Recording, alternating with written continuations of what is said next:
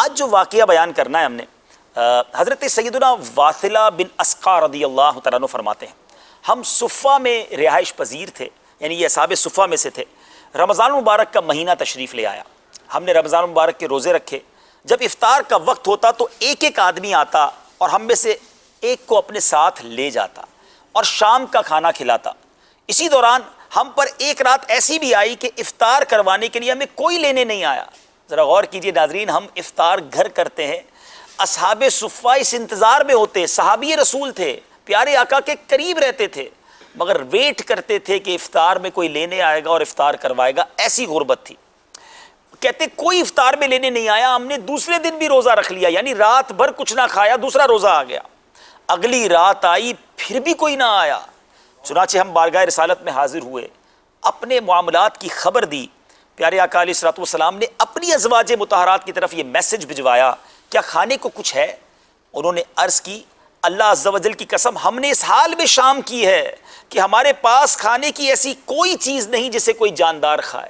ناظرین ذرا غور کریں، اصحاب صفہ کے پاس کھانا نہیں، اور ازواج مطہرات ہماری امی حضور امہات المومنین کے پاس بھی کھانے کو کچھ نہیں، مہینہ وہ بھی رمضان کا۔ اب کیا ہوا؟ پیارے آقا علیہ الصلوۃ والسلام نے اہل صفہ سے ارشاد فرمایا، جمع ہو جاؤ۔ پیارے آقا نے انہیں جمع کیا۔ جب وہ جمع ہو گئے تو پیارے آقا علیہ الصلوۃ والسلام نے خوبصورت دعا مانگی، اللہم انا نسألک من فضلک ورحمتک فانہما بیدک لا یملکہما احد غیرک۔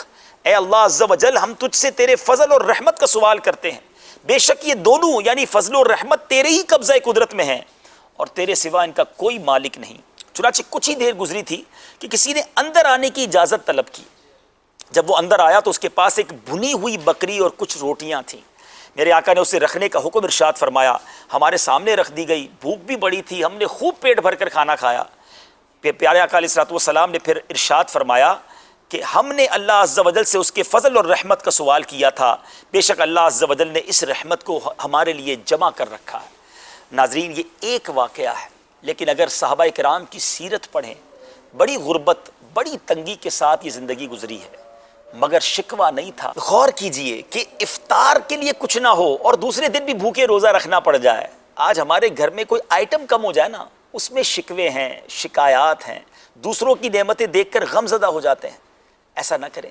ہمارے صحابہ نے، نبی پاک علیہ الصلوۃ والسلام کے مبارک گھرانے نے بڑی، جس کو آپ کہیں کہ بظاہر دیکھیں تو فقر و فاقہ والی زندگی تھی، مگر رضا تھی، خوشی تھی، اللہ کی رضا پر وہ راضی تھے، اور اللہ نے پھر انہیں کیسی نعمتوں سے نوازا۔ اور انشاءاللہ جنت کی نعمتیں اس گھرانے کو، صحابہ کرام کو یقیناً ملنی ہیں۔ اگر میں اور آپ چاہتے ہیں کہ قیامت کے دن اور قیامت کے بعد جنت میں ان کا ساتھ نصیب ہو جائے تو صبر والے بن جائیے، شکوہ نہ کیجیے۔ تنگی آ جاتی ہے، کمی ہو جاتی ہے، زباں پر شکوہ رنج و علم لایا نہیں کرتے، نبی کے نام لیوا غم سے گھبرایا نہیں کرتے۔ یہاں یقیناً ان لوگوں کے لیے ضرور درس ہے جن کو اللہ نے نوازا ہے، جن کے دسترخوان بہت وسیع ہیں، بہت ساری آئٹمیں ہیں۔ امیر اہل سنت بار بار مدنی مذاکروں میں ذہن دیتے ہیں کہ غریبوں کے گھروں میں کچھ سامان بھجوائیں۔ یہ مہینہ سخاوت کا مہینہ ہے۔ یہاں میں جو غریب ہیں ان کو تو یہ درس دوں گا، عرض کروں گا کہ پلیز صبر کا دامن نہ چھوڑنا، اللہ کی رضا میں راضی رہنا، اللہ اس کا بہت اجر آپ کو دے گا۔ اور جو امیر ہیں، اللہ نے جن کو نوازا ان سے میں ایک عرض کروں گا، اللہ نے دیا ہے نا، یہ مہینہ بانٹیے، خوب بانٹیے۔ میرے آقا علیہ الصلوۃ والسلام کا دریائے سخاوت اس مہینے میں کیسا موج مارتا کہ صحابہ کہتے ہیں جیسے تیز آندھی چلتی ہے۔ نبی پاک کا دریائے سخاوت، میرے آقا کا سخاوت کا جو انداز تھا، اس سے بھی زیادہ تیز ہوتا تھا، ہر سائل کو عطا فرماتے۔ اللہ کرے میں اور آپ ایسے بن جائیں جن کو رب نے نوازا ہے کہ خرچ کریں، تلاش کر کر کے غریبوں کی مدد کریں۔ اور بعض لوگ یہ بھی کہتے ہیں یار ہماری زکوٰۃ پوری ہو گئی ہے، ہم نے جو دینا تھا وہ دے دیا ہے۔ میں یہاں ایک حدیث سنانا چاہوں گا۔ حدیث کا مضمون ہے کہ گن گن کر خرچ نہ کرو، ورنہ وہ رب کریم بھی تمہیں گن گن کر عطا فرمائے گا۔ تو ناظرین، مدنی چینل کے ناظرین، اللہ نے دیا ہے نا تو خرچ کیجئے، وہ اور عطا فرمائے گا۔ اور جو غریب ہیں، ہمت میں رہیے، انشاءاللہ صبر کریں گے، آپ کو بہت ساری اس کی برکتیں ملیں گی۔ اصحاب صفہ ایک بہت خوبصورت چیپٹر ہے، اللہ مجھے اور آپ کو بار بار مدینہ پاک کی حاضری عطا فرمائے۔ اصحاب صفہ کا چبوترا دیکھنے کے لائق ہے، بالکل نبی پاک علیہ الصلوۃ والسلام کے روضہ انور کے قریب ہے، اور یہ یاد دلاتا ہے یہ اصحاب صفہ تھے کتنے، اور ان میں کتنے بڑے بڑے نام تھے، ان کا لائف سٹائل کیا تھا، اور ان کی زندگی کیسے گزرتی تھی۔ مزید یہ کلیئر ہو جائے گا کہ جب اتنے بڑے بڑے صحابہ نے اتنی تنگی والی اتنی مشکل لائف گزار کر بھی زبان پر شکوہ نہیں آنے دیا، تو پھر میں اور آپ کیوں زبان پر شکوہ لائیں؟ صبر کریں۔ قرآن میں رب فرماتا ہے ان اللہ مع الصابرین، اللہ صابروں کے ساتھ ہے۔